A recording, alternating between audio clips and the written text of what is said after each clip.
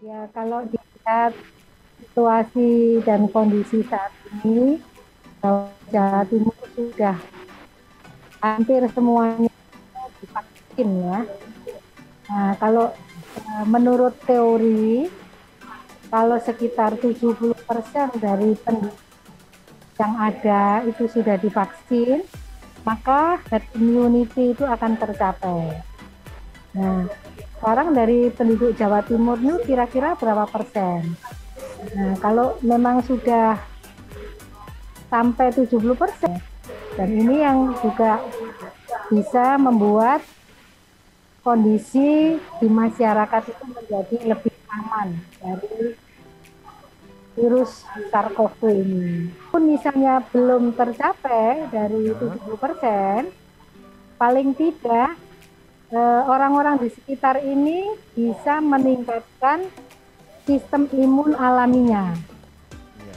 Jadi kalau sistem imun alami tinggi, maka juga dapat menghindari virus SARS-CoV-2 tadi. Mempelajari juga tentang virus, kemudian mempelajari juga tentang sistem imun alami, sistem imun yang baik, pelajari tentang vaksin, Hmm. tentang penyakit-penyakit infeksi, kemudian penyakit-penyakit yang terjadi di masyarakat, dan mengetahui berbagai macam penyakit ini mengapa bisa kena pada manusia.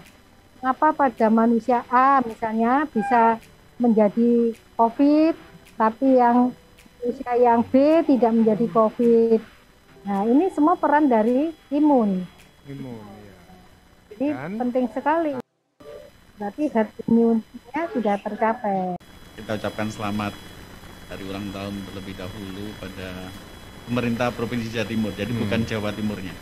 Karena pertama kali setelah merdeka itu kenapa diangkat tanggal 12 Oktober tahun 1945 adalah ketika Gubernur Suryo yang pertama itu dilantik dan memulai pemerintahan Jawa Timur. Jadi yang paling tepat adalah selamat dari pemerintah Provinsi Jawa Timur yang ke-76. Jadi kalau seandainya kita memulai dari nol, barangkali itu akan menjadi lebih nyaman daripada mulai dari minus maupun plus. Jadi kita bisa berkreasi, bisa menata sesuatu yang baru. Ketika pandemi ini sudah bagus dan berita yang baru saja di launching oleh Ibu Gubernur dan diteruskan oleh Prof. Badri tadi bahwa kita sudah sebagian besar 34 kabupaten kota yang level 1. Jadi kita sudah siap memulai dan catatan kita harus kita perhatikan bahwa persoalan kesehatan kita sudah sukses. Prof. tadi menyampaikan juga bagaimana kita nanti akan persiapan herd immunity. Kemudian di sisi lain Provinsi Jawa Timur sebenarnya tidak melupakan persoalan-persoalan ekonomi dan tidak lupa juga persoalan sosial. Ini terbukti dengan mendapatkan penghargaan banyak Provinsi, terutama di bidang sosial. Yang pertama adalah bahwa Jawa Timur menjadi provinsi layak anak. Layak anak. Jadi itu diberikan pada provinsi ini sulit karena harus 38 kabupaten kota semuanya mendapatkan predikat kabupaten kota layak anak. Satu misalkan tidak, maka Jawa Timur tidak menjadi provinsi layak anak. Dan pada itu diberikan tahun 2021. Oh, bahkan 21. Waktu kepala dinasnya sinten nih. nah, bahkan 2 minggu yang lalu kita mendapatkan anugerah Parahita Eka Prayo, di mana ini diberikan pada Jawa Timur masuk kategori mentor. Itu kategori yang paling tinggi dan itu adalah untuk bidang kesetaraan gender. Artinya bahwa Jawa Timur itu sangat peduli terhadap indeks pembangunan manusia, bagaimana disabilitas dan sebagainya. Kita kembali lagi bahwa sebenarnya pandemi ini adalah momentum baru bagaimana kita nanti mampu menata bareng-bareng itu, terutama adalah persoalan-persoalan sosial. Ya, kalau Prof. Badri silakan itu ahli ekonomi, kemudian ada ahli kesehatan, tapi kami lebih fokus ke arah bidang sosial. Dan kebetulan di S2 PSDM di Sekolah Pasar Sarjana itu ada peminatan pemberdayaan perempuan. Jadi ini menjadi momentum bagus karena kita masih punya PR yang cukup banyak dan kita bisa menata ya dengan keberhasilan kita mendapatkan APE di dalam tingkat mentor itu berarti kita nanti akan bagaimana menata partisipasi politik perempuan misalkan. Ini kita banyak nanti berkreasi ya. Apalagi di dalamnya juga kita paham bahwa suka tidak suka ada sekitar hampir sedikit 8.000 anak yang yatim piatu dan yatim piatu yang karena orang tuanya meninggal karena COVID. Dan di dalamnya ada 56% itu ada perempuan sebagai kepala keluarga. Ini kita harus betul-betul memberdayakan dan itu kalau seandainya ada beberapa yang suka terhadap peminatan pemberdayaan perempuan ini kita fasilitasi. Apalagi sekarang ini juga di bidang perlindungan anak itu anak-anak yatim harus mendapatkan hak sipilnya. Ya, kita paham kemarin ada TikTok dari Prof Zudan yang ramai sampai sekarang adalah bagaimana seorang anak yang lahir dari nikah siri itu harus tercatat. Sehingga persoalan administrasi kependudukan ini sebenarnya juga cukup menarik ketika kita berpijak dari nol, ya berpijak dari herd immunity. Ini mungkin akan kawan-kawan dari yang suka administrasi kependudukan bisa belajar di sini untuk bisa bagaimana menata administrasi kependudukan di Jawa Timur menjadi lebih bagus sehingga masyarakat menjadi bahagia. Apalagi kita hidup di dunia digital. Raya ini adalah hanya penghargaan, tetapi menunjukkan bahwa Jawa Timur mempunyai komitmen di dalam pemberdayaan perempuan. Kita mempunyai 41 juta penduduk di Jawa Timur dan separuhnya persis adalah perempuan. Selisihnya adalah kalau perempuan 50,1%, kalau laki-laki 49,9%. Pokoknya 1:1 lah Mas Prof. Jadi tidak ada peluang untuk beristri lebih dari satu gitu di Jawa Timur. Di Jawa Timur ini. Ya. Ini tentunya bervariasi. Oleh karena itu sehingga tepat sekali ketika kita meningkatkan sumber daya manusia melalui SDM ya.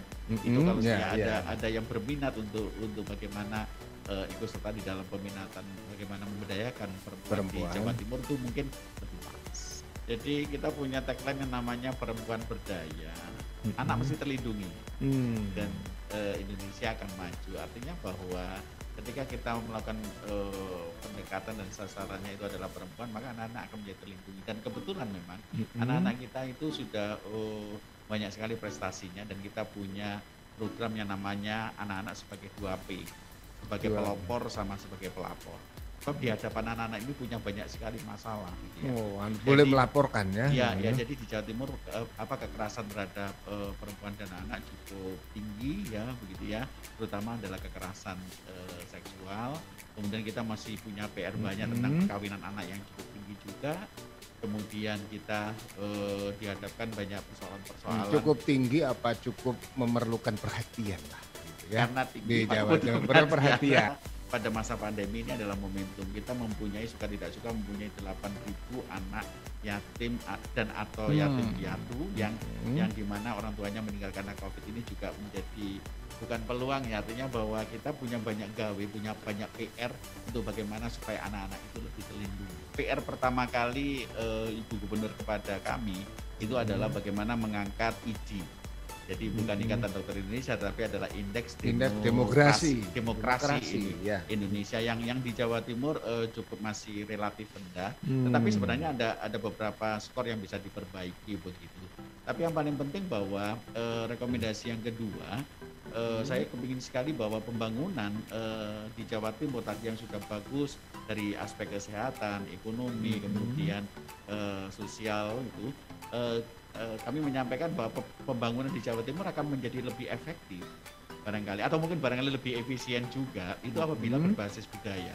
Berbasis budaya. Kenapa? Karena beberapa intervensi yang dilakukan di kabupaten kota ini sangat bervariasi. Bisa jadi efektif di Pacitan, belum tentu efektif di Malang. Belum tentu efektif di Banyuwangi dan sebagainya. Sehingga kalau seandainya pembangunan ini menjadi spesifik daerah, spesifik budaya di kabupaten kota, itu akan menjadi mungkin lebih efektif dan efisien. Dan ini masih kita kaji Prof. Jujur supaya nanti kita bisa memberikan rekomendasi kepada Ibu Gubernur bahwa bagaimana bisa jadi peningkatan ekonomi di di Madura mungkin bisa diberikan langsung cashback. Ya, tetapi tidak mungkin bisa dilakukan di Banyuwangi misalkan, harus didampingi misalkan, dan seterusnya. Ini nanti kita akan buat policy brief. Variasi dari perspektif politik, banyak organisasi massa, kemudian banyak partai dan sebagainya. Ini sebenarnya di Jawa Timur sangat kondusif untuk bisa berdiskusi satu dengan yang lainnya, gitu ya. Sehingga sama-sama harus saling memahami. Nah, tentunya yang perlu kita jaga itu adalah bagaimana kita mampu memitigasi terjadinya persoalan-persoalan yang bisa menyebabkan konflik sosial, bahkan sampai kekerasan, sampai violence ya. Jadi ini yang harus kita pikirkan di dalam situasi sampai tahun 2024. Jadi yang jelas bahwa kita paham bahwa di dalam sejarah perpolitikan di Jawa Timur itu di Indonesia, bahwa Provinsi Jawa Timur adalah yang relatif aman, sehingga nanti mungkin policy brief yang berikutnya bahwa kami nanti menyampaikan kepada Ibu Gubernur bagaimana kita mencoba untuk memitigasi hal-hal yang sangat rentan munculnya konflik-konflik, barangkali konflik sosial dan sebagainya. Meskipun itu hampir dalam sejarahnya tidak terjadi. Iya, satu hal dikaitkan dengan kebangkitan pasca pandemik adalah peran penting dari birokrasi, saya kira. Kenapa begitu? Karena birokrasilah yang punya otoritas untuk menggerakkan segala sumber daya sebenarnya, baik itu keuangan, sumber daya aparatur dan sebagainya. Kalau melihat Jawa Timur, saya kira kita punya optimisme yang besar kebangkitan pasca pandemi, karena sebelum pandemi kita punya prasyarat-prasyarat yang saya kira memenuhi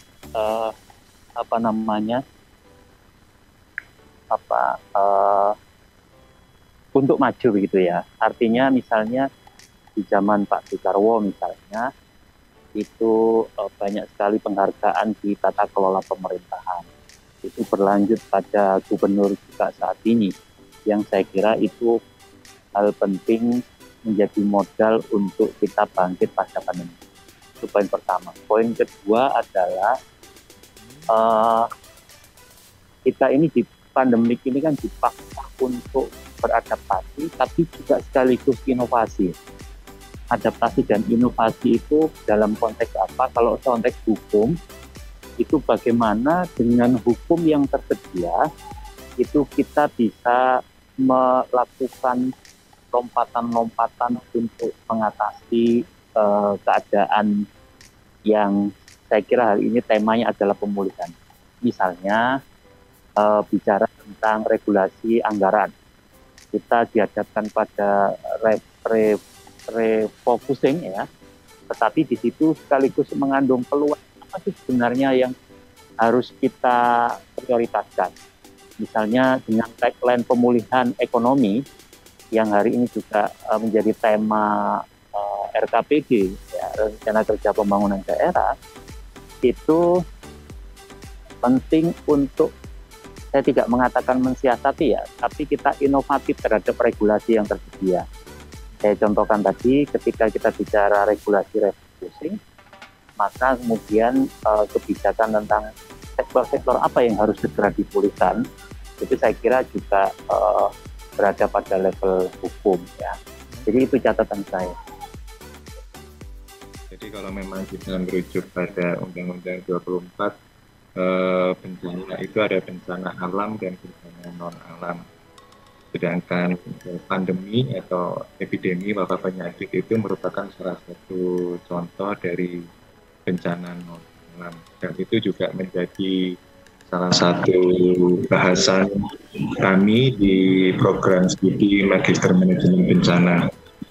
Dan dalam konteks manajemen bencana, ketika kita melihat suatu bencana, kita melihatnya secara holistik ya. Jadi kita melihat pra bencananya, jadi sebelum terjadi bencana, kemudian saat bencana, dan kemudian pasca bencana.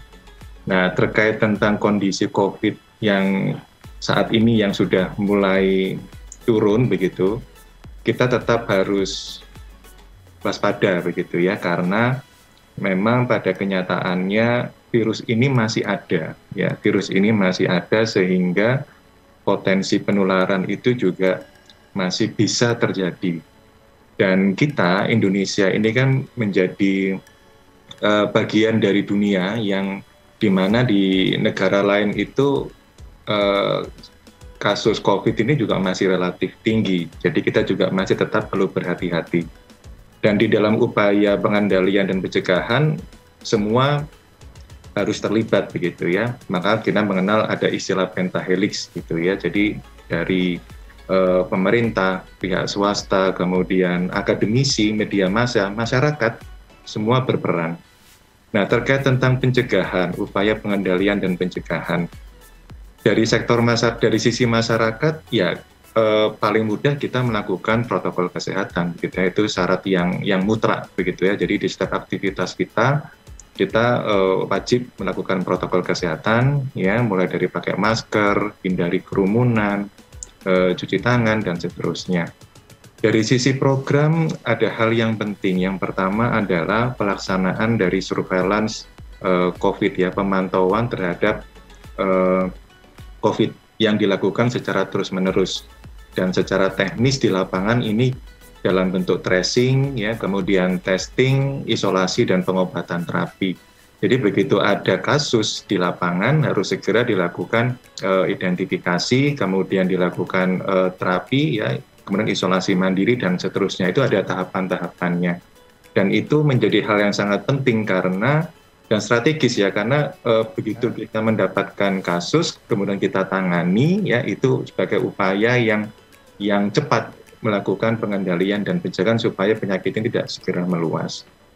Kemudian juga border ya, jadi batas negara ini juga diatur di International Health Regulation bahwa di masa pandemi ini juga harus hati-hati, kita harus strict begitu ya terkait tentang border ini, terutama kita perlu belajar dari kasus sebelumnya ketika terjadi lonjakan di 2021 kemarin ya, Juni-Juli kemarin ya, ketika ada varian COVID yang baru ya, itu kita kebobolan ya. Mudah-mudahan dari situ kita bisa belajar ya untuk lebih tegas lagi ya terkait tentang pengamanan border dan tentunya isolasi mandiri.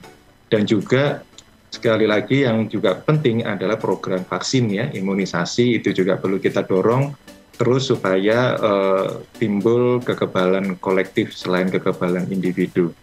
Dan terkait tentang kebangkitan Jawa Timur ini ada hal yang menarik yang terkait tentang manajemen bencana juga, yaitu resilien masyarakat. Ini kemarin ada gambaran yang menarik ketika kita temui di masyarakat itu ada pasien yang kesulitan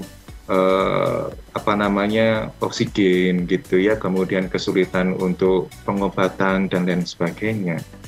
Itu masyarakat itu dengan sukarela, dengan cepat sedia membantu tanpa disuruh begitu ya. Ini merupakan fenomena sosial yang juga terjadi di Surabaya, di Sidoarjo, saya dengar beritanya itu, di Jawa Timur pada umumnya begitu ya. Ini merupakan modal untuk bangkit begitu ya. Di mana ketika ada rasa kebersamaan ya, menghadapi pandemi ini sebagai satu masalah bersama. Ya, ini dalam konteks kalau di manajemen bencana merupakan resilient. Bagaimana kita bisa mengelola resilient supaya masyarakat itu tangguh menghadapi bencana. Dan ini sebenarnya dari sisi program kebencanaan sudah ada wadahnya yang bisa mendukung itu. Jadi seperti misalkan Destana, Desa Tangguh Bencana, kemudian Desa Siaga, itu merupakan salah satu program yang perlu kita dorong juga agar supaya masyarakat ini jadi lebih tangguh terhadap bencana, termasuk menghadapi pandemi COVID ini.